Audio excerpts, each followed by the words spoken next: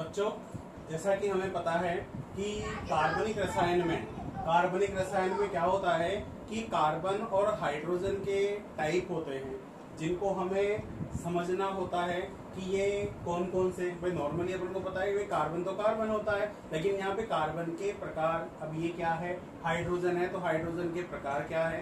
तो क्या होता है कि कार्बनिक रसायन में यहाँ पर जो कार्बन है, इनको प्राथमिक कार्बन, द्वितीयक कार्बन, तृतीयक कार्बन और चतुर्थ कार्बन के रूप में प्रदर्शित किया जाता है।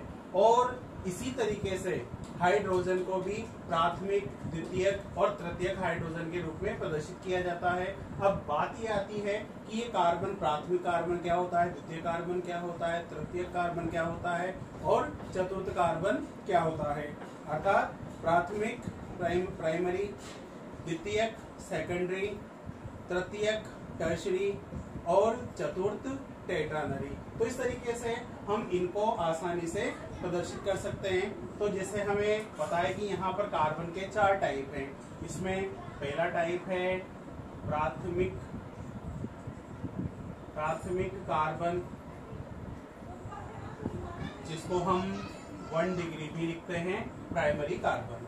फिर देखो दूसरा टाइप है इसका द्वितीयक कार्बन, और द्वितीय कार्बन को हम यहाँ पर 2 डिग्री भी कहते हैं, सेकेंडरी कार्बन।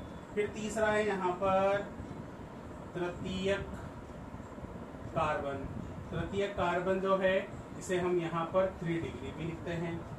और यहाँ पर जो है चौथा है चतुष्क कार्बन, जिसे हम यहाँ पर 4 डिग्री, या तो हम इसे क्वार्टरनरी कह दें या फिर टेट्रानरी कार्बन कह सकते हैं। तो बात ये आती है कि यहाँ पर प्राथमिक, द्वितीयक, तृतीयक और चतुर्थ कार्बन को हम कैसे समझें। कि जैसे हमारे पास ये एक कार्बन की एक श्रृंखला है, ये एक श्रृंखला, तो हम इसको मान लें एक श्रृंखला। हमारे पास ये कुछ इस तरीके से दी हुई है, ये इस तरीके से यहाँ पर ये श्रृंखला दी हुई है हमारे पास। एक श्रृंखला को हम ऐसे देखें, इस तरीके से ये हमारे पास ये श्रृंखला ये ऐसे जुड़ी हुई है, ये इस तरीके से।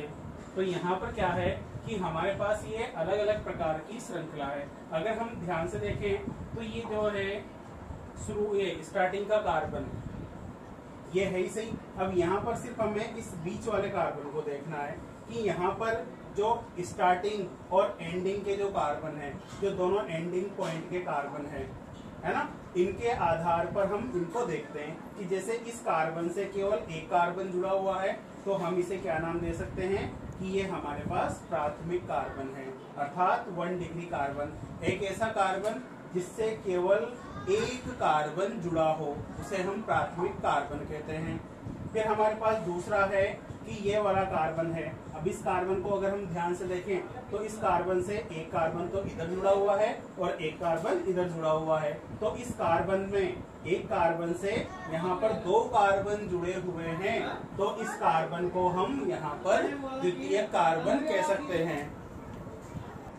तो यहाँ पर ये द्वितीय कार्बन है, क्योंकि इसमें इस कार्बन से देखो यहाँ पर 2 अन्य कार्बन जुड़े हुए हैं। और इसी तरीके से जो है हम हाइड्रोजन को भी पहचान सकते हैं कि जो प्राथमिक कार्बन है 1 डिग्री कार्बन, जिससे केवल एक कार्बन जुड़ा हुआ है, तो इस कार्बन से जुड़े हुए हाइड्रोजन को हम प्राथमिक हाइड्रोजन कहते हैं। तो यहाँ पर देखो ये वाला कार्बन प्राथमिक है और यहाँ पर ये वाला कार्बन प्राथमिक है ना, और यहाँ पर ये 2 डिग्री कार्बन यानी कि ये द्वितीय कार्बन है।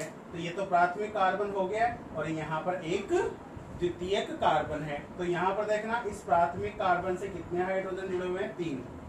और यहाँ पर ये वाला कार्बन भी प्राथमिक कार्बन है, इससे कितने हाइड्रोजन जुड़े हुए हैं, 3। तो हमारे पास इस यौगिक में ये 2 तो प्राथमिक कार्बन है, लेकिन साथ में प्राथमिक हाइड्रोजन कितने हैं यहाँ पर, 6, क्योंकि 3 हाइड्रोजन इसमें और 3 हाइड्रोजन इसमें। इसी प्रकार से देखना यहाँ पर कि ये द्वितीय कार्बन है, द्वितीय कार्बन से यहाँ पर 2 हाइड्रोजन जुड़े हुए हैं, तो यहाँ पर ये द्वितीय हाइड्रोजन कितने हैं होंगे, 2, और यहाँ पर द्वितीय कार्बन क्या है, 1।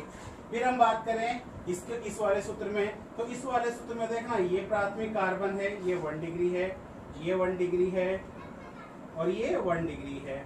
अब यहाँ पर देखना कि ये प्राथमिक कार्बन है, ये भी प्राथमिक है और ये भी प्राथमिक है। अब हम ध्यान से देखेंगे इस वाले कार्बन से 1, 2 और ये 3 कार्बन जुड़े हुए हैं, तो इस कार्बन को हम क्या कहेंगे? तृतीयक कार्बन, अर्थात ऐसा कार्बन जिससे 3 कार्बन जुड़े हो, है ना। इसमें द्वितीय कार्बन की बात करें 2 कार्बन जुड़े हो और प्राथमिक कार्बन में 1 कार्बन जुड़ा हो। तो इस तरीके से हम यहाँ पर, और चतुष्क कार्बन जिसमें 4 कार्बन जुड़े हो। तो यहाँ पर देखना कि इस यौगिक को देखें हम यहाँ पर ध्यान से, तो ये प्राथमिक कार्बन हो गया, यहाँ पर ये प्राथमिक कार्बन। फिर देखो इस कार्बन से 2 कार्बन जुड़े हुए हैं, तो ये द्वितीय कार्बन हो गया। इस कार्बन को ध्यान से देखें तो इसमें ये 1, 2 और 3 कार्बन जुड़े हुए हैं, तो यहाँ पर इसे हम क्या कहेंगे? 3 डिग्री कार्बन कहेंगे।